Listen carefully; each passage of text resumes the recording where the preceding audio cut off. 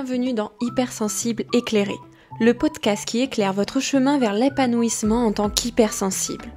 Je suis Alison Ars, sophrologue et créatrice des box Hyper Respi, et je suis ici pour vous guider à travers les dédales de la sensibilité profonde. Chaque jour, nous explorerons les questions et les défis que peuvent rencontrer les âmes sensibles comme vous. Ensemble, nous plongerons dans les outils sophrologiques, méditatifs et créatifs pour vous permettre de vivre pleinement de votre hypersensibilité. Vous vous demandez comment gérer les vagues d'émotions débordantes qui vous submergent, ou peut-être cherchez-vous des moyens de canaliser votre créativité innée. Alors vous êtes au bon endroit. Chaque épisode sera une invitation à explorer votre monde intérieur et à découvrir les trésors cachés de votre sensibilité. Alors que vous soyez en quête de tranquillité d'esprit, de conseils pour gérer les interactions sociales ou d'inspiration pour exprimer votre unicité, Hypersensible éclairé sera votre refuge quotidien. Alors restez à l'écoute pour des interviews inspirantes, des méditations guidées et des astuces pratiques pour transformer votre hypersensibilité en une véritable surpuissance. Bonjour à toi, cher hypersensible. J'espère que tu vas bien. Aujourd'hui, j'aimerais parler sommeil. Et oui, on sait que chez une personne hypersensible, et je pense que tu ne me diras pas le contraire, un sommeil de qualité est essentiel pour maintenir un équilibre émotionnel et physique. Alors je vais te partager un petit peu les habitudes de sommeil qui peuvent favoriser un repos plus profond et régénérateur. Tout d'abord, il va falloir avoir une routine de coucher régulière. En établissant une routine de coucher régulière, tu vas ainsi te coucher et te lever à des heures similaires chaque jour, même les week-ends. Et oui, fini les grasses mat. Ensuite, il va falloir créer un environnement propice au sommeil. Assure-toi que la chambre à coucher soit calme, sombre et confortable. Utilise des rideaux occultants si besoin, ajuste la température selon tes préférences et investis dans un matelas et des oreillers de qualité. Évite toutes les stimulations avant le coucher.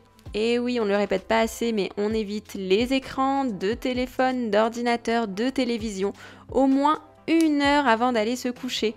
Et oui, car la lumière bleue émise peut perturber en fait la production de mélatonine. Et la mélatonine, c'est l'hormone régulant le sommeil, ce qui fait qu'on va avoir du mal à s'endormir.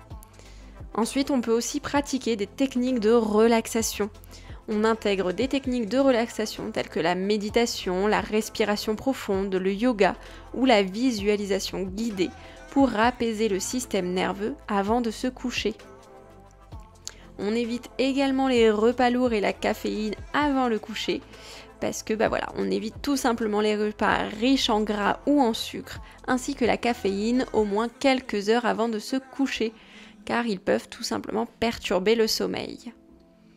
On va aussi favoriser l'activité physique régulière. En fait, cette activité va permettre de contribuer à améliorer la qualité du sommeil. On essaie d'intégrer une activité physique modérée dans sa routine quotidienne. Et on limite les siestes. Et oui, si l'on ressent le besoin de faire une sieste pendant la journée, on s'assure qu'elle soit courte, 20 à 30 minutes maximum, pour éviter de perturber son cycle de sommeil pour la nuit.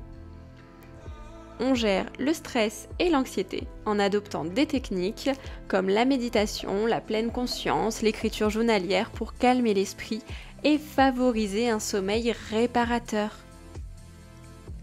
On crée un petit rituel apaisant avant le coucher qu'on va tenir, on s'engage dans des activités relaxantes avant de se coucher comme lire un livre, prendre un bain chaud ou écouter de la musique apaisante.